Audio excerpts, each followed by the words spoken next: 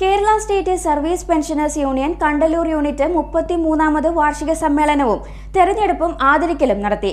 സംസ്ഥാന കമ്മിറ്റി അംഗം ആർ രവീന്ദ്രൻ നായർ ഉദ്ഘാടനം ചെയ്തു.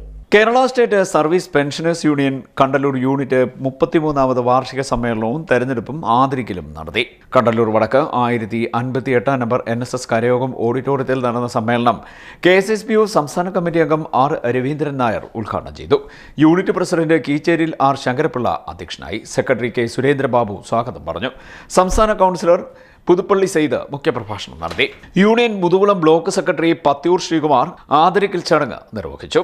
ജന്മിത്വത്തിനെതിരെ ശൂരനാട് നടന്ന കർഷക സമരത്തിൽ പോലീസിന്റെ ക്രൂരമർദ്ദനം ഏറ്റുവാങ്ങി ഇപ്പോഴും ജീവിച്ചിരിക്കുന്ന കണ്ടല്ലൂർ യൂണിറ്റ് അംഗം പുതിയവിള മീനത്തേരിൽ ലീലാമ്മ റോയൽ എൻഫീൽഡ് ബൈക്കിൽ കൈവിട്ട് പിന്നിലേക്ക് തിരിഞ്ഞിരുന്ന് തുടർച്ചയായി 10 മണിക്കൂർ കൊണ്ട് 3626 കിലോമീറ്റർ ഓടിച്ച് റെക്കോർഡ് നേടിയ KSSPU കണ്ടല്ലൂർ യൂണിറ്റ് അംഗം പ്രസാദ് ഭവനത്തിൽ ശിവദാസന്റെ മകൻ ഇന്ത്യൻ ആർമിയിലെ സുബേദാറായ SS പ്രദീപ് എന്നിവരെയാണ് ആദരിച്ചത്. ട്രഷറർ V ഗോപിനാഥൻ കണക്ക് അവതരിപ്പിച്ചു. PK ഭാസ്കരൻ വരണാധികാരിയായി തെരഞ്ഞെടുപ്പ് നടന്നു.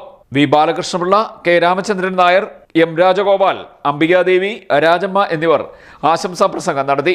വൈസ് പ്രസിഡന്റ് ജയദേവ കാർണവർ നന്ദി പറഞ്ഞു. CD net news, Kayamkulam.